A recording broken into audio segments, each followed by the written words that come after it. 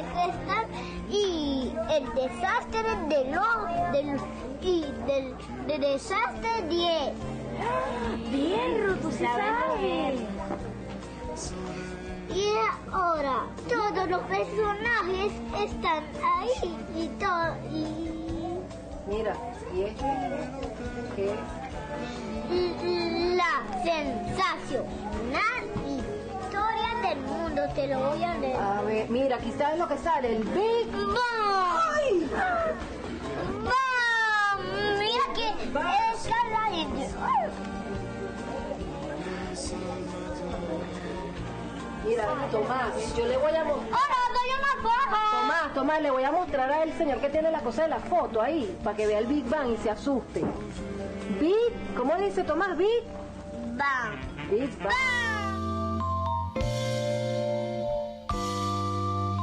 Tu es la lune d'un million de nuits. Ustedes acaban de ver un video que a nosotros nos trajo tantos recuerdos, tantos recuerdos. Eso era una feria del libro Filben en el Parque Generalísimo Francisco de Miranda, de las primeras ferias que se hicieron allí, que era una cosa impresionante. Y entonces estaba Tomás, el hijo de Rubén, chiquitico, eso tiene como 18 años ese video. Y estaba Mónica Chalbó, su abuela, que es prima mía, por parte de abuela materna, porque mi abuela materna era Alcira Delgado Briceño y era prima hermana de Delgado Chalbó. Entonces estamos emparentados tanto con Román Chalbó como con Mónica, y Mónica enloquecida con Tomás, que lo llevaba para todos lados y lo llevó a la librería mediática, y Tomás estaba ahí con sus primeras lecturas y además estaba mandando a todo el mundo porque él era el que llevaba la cabecera de la mesa. Así es. Y él mandó a todo el mundo a que hicieran esto y que hicieran lo otro. A mí, cuando yo me puse a buscar ese video, yo dije, tengo que conseguirlo, inmediatamente me apareció y pensé, digo, pero una persona tan intelectual como Rubén, ¿cómo asumiste esa paternidad? ¿Cómo asumiste ese milagro que es la vida, que es darle vida a otro ser humano? Que yo no lo sé porque no he tenido hijos, no pude tener hijos, pero sí he tenido esta hija que es la librería mediática. Claro. Se parece, ¿verdad? Sí. Pero ¿cómo asumiste tú la paternidad? Cuando te enteraste de que ibas a tener un hijo, ¿cómo asumiste eso? Bueno, como te dije con anterioridad, en torno a lo que ha sido mi vida de manera muy rocambolesca.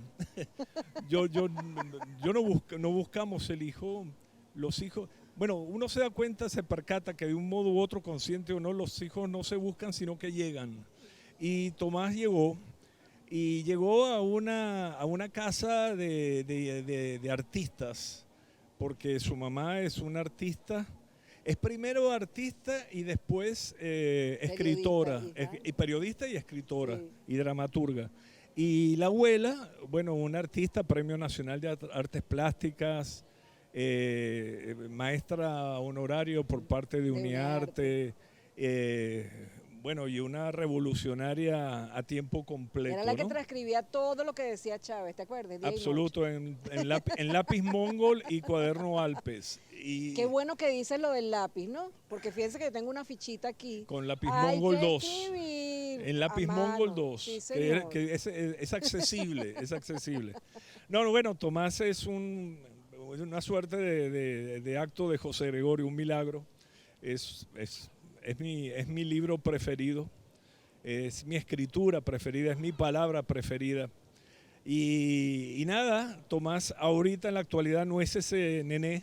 Ese nené con cabeza de pollito. No, es un revolucionario, anarquista, que cursa tercer año de filosofía en una universidad europea y es un personaje que tomó la decisión acertada de ser feliz. Y es feliz. Y lo ha logrado, es feliz. Maravilla. Sí, se hacen muy pocos problemas, la verdad.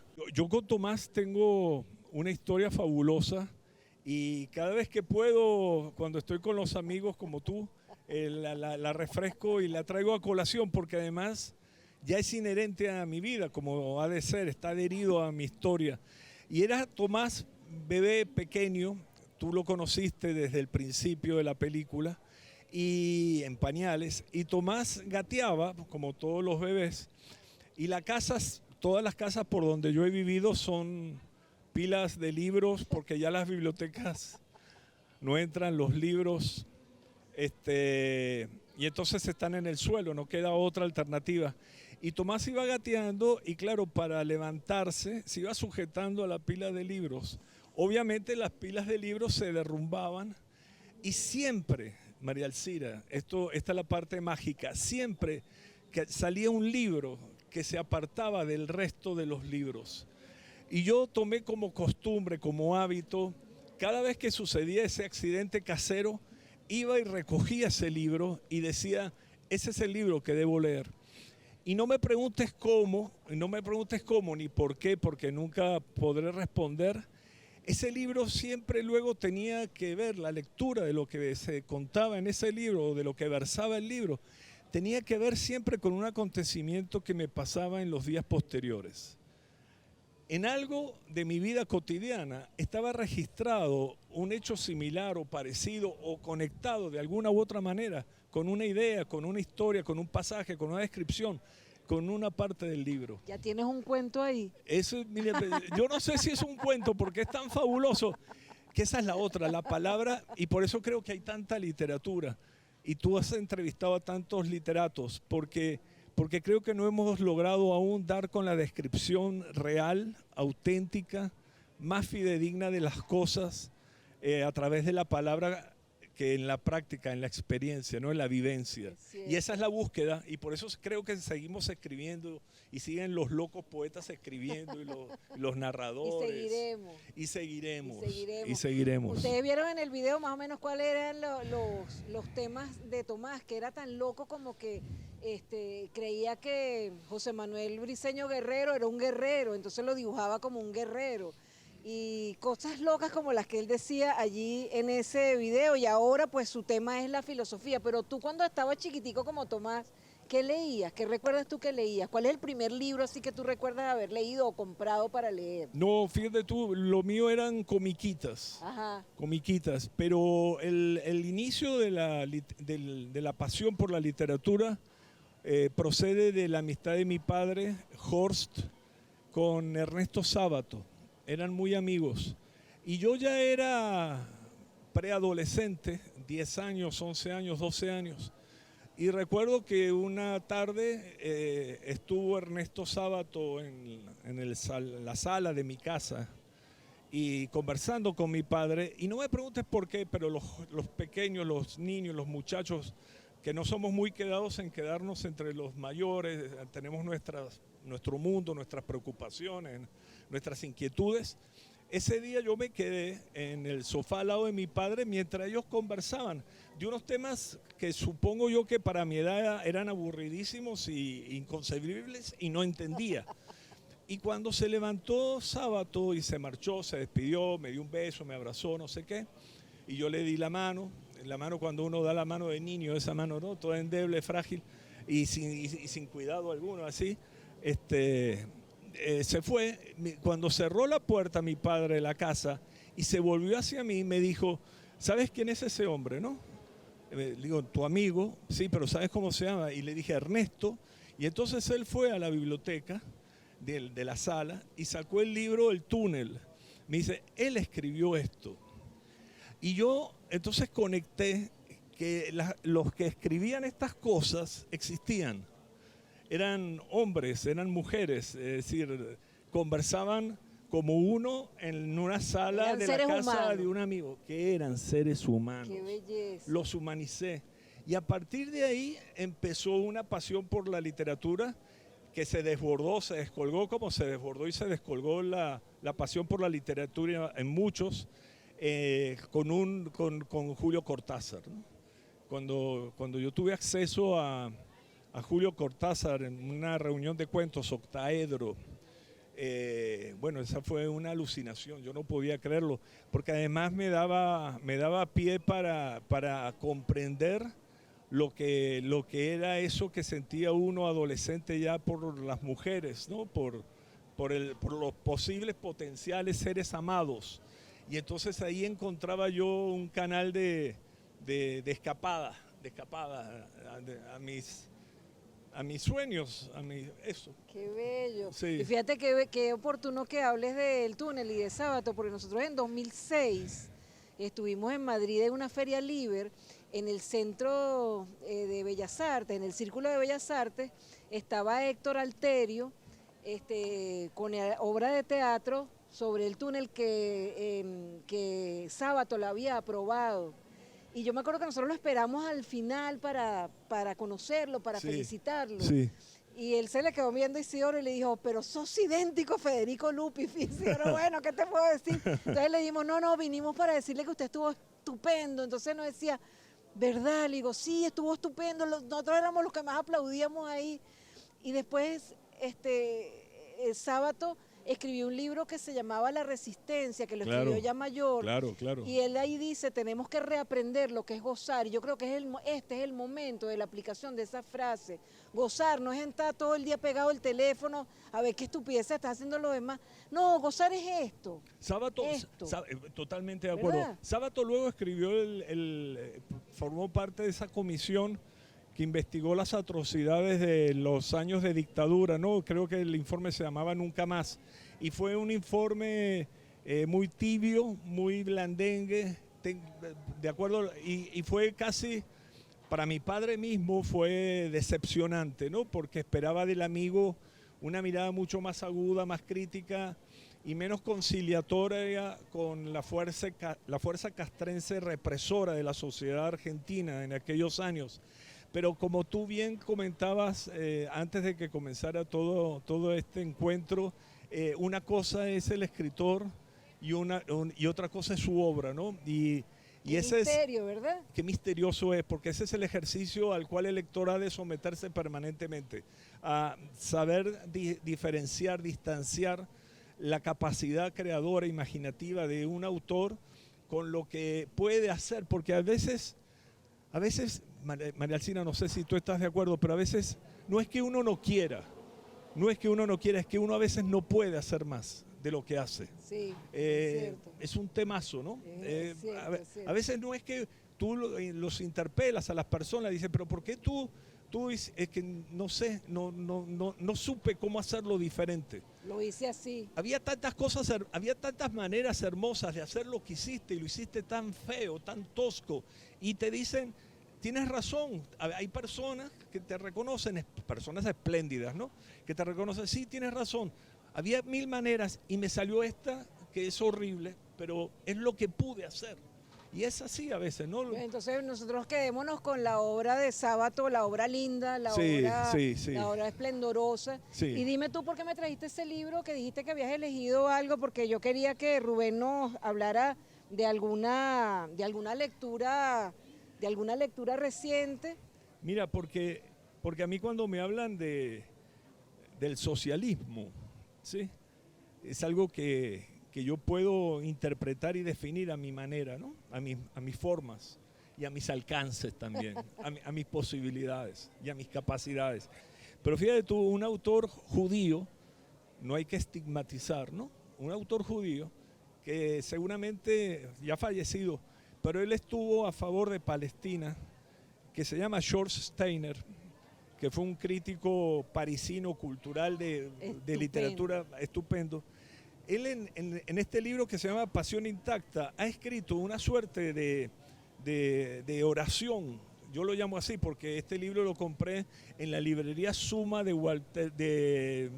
Raúl Betancourt en el Boulevard de Sabana Grande. ¿Te acuerdas? Cuando el Suma está de calle real de Sabana Grande, era calle. Bueno, y lo compré hace más de 30 años ahí y es un párrafo que a mí me ha conmovido y creo que es un norte para mí. No norte en cuanto a quimeras, sino un norte en cuanto a dirección, ¿no? Hacia marcha. Y dice así, leer bien es contestar al texto, ser equivalente al texto, entre comillas, una equivalencia, cierra comillas, que contiene los elementos cruciales de respuesta y de responsabilidad. Leer bien es participar en una reciprocidad responsable con el libro que se lee. Es embarcarse en un intercambio total. La doble condensación de la luz en la página y en la mejilla del lector nos habla de un hecho fundamental en la percepción de Chardin. Leer bien es ser leído por lo que leemos, es ser equivalente al libro. Y entonces cuando estamos en estos cónclaves, porque las ferias son... Ay, esta editorial Ciruela a mí me encanta. Es una maravilla, es una maravilla. Cuando estamos en estas reuniones, en estos cónclaves de lectores y autores, ¿no? Tenemos los que estamos adquiriendo, comprando o que nos regalan obras literarias, tenemos que entender, captar de alguna u otra manera y de acuerdo a nuestras sensibilidades desarrolladas, que nos llevamos una responsabilidad. Y la primera responsabilidad es para con nosotros mismos, porque al leer debemos saber que en el fondo de esa lectura no estamos leyendo al autor, sino que nos estamos leyendo a nosotros mismos reflejados en esa página. Y eso tiene una dimensionalidad maravillosa y espectacular. Es cierto, yo quería preguntarle a Rubén, pero ya me lo ha respondido, que él le decía a quienes están diseñando el plan de lectura, que tiene todos los visos de ser muy robinsoniano, y eso nos alegra.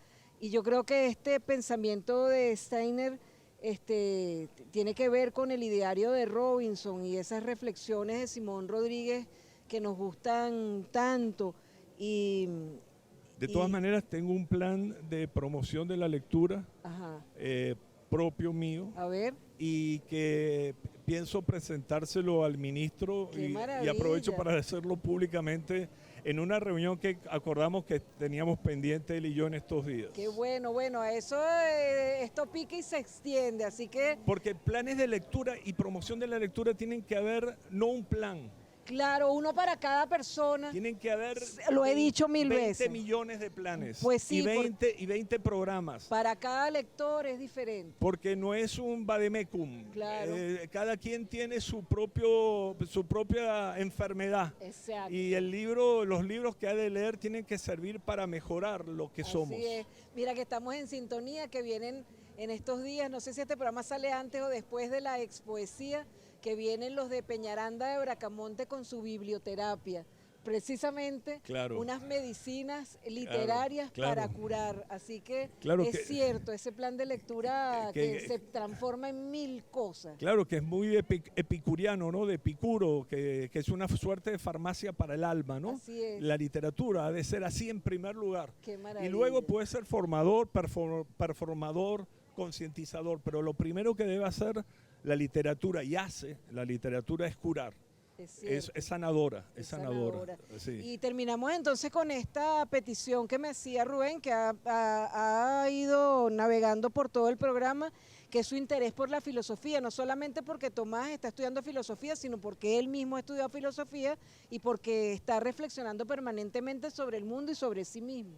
Terminamos con eso. No, bueno, es muy sencillo, ¿no? Intenté sintetizar el circuito rocambolesco, la trayectoria rocambolesca de mi vida.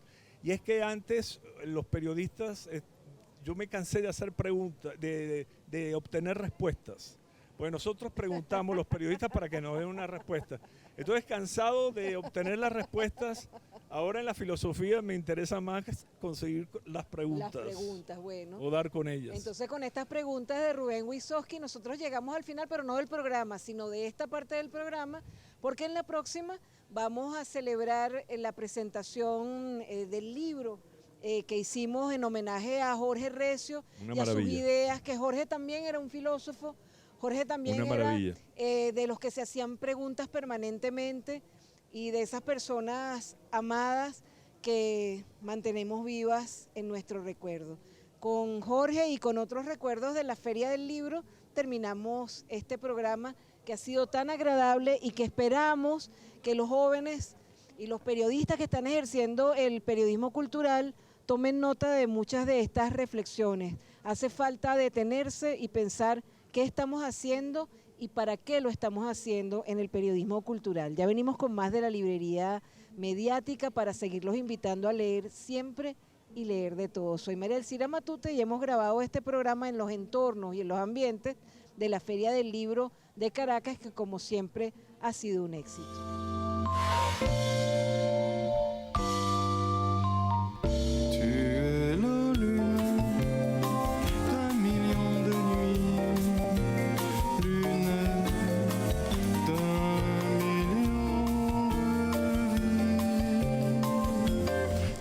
le soleil d'un million de matins, soleil